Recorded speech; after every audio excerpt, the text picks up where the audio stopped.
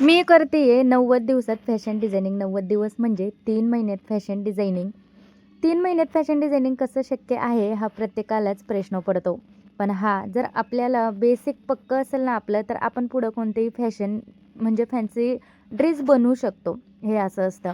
Fashion designer म्हणजे कसं असतं ना, सगळ्यांना असं वाटतं की फॅशन डिझायनर म्हणजे एकदम मोठे-मोठे ते कपडे डिझाईन करतात वगैरे ते.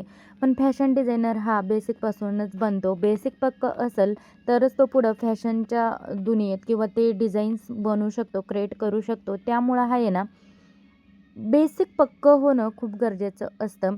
म्हणून जे आहे ना 3 महिन्यात इथं पूर्णपणे बेसिक जो पाया असतो ना शिवणकामाचा, तो पक्का केला जातो.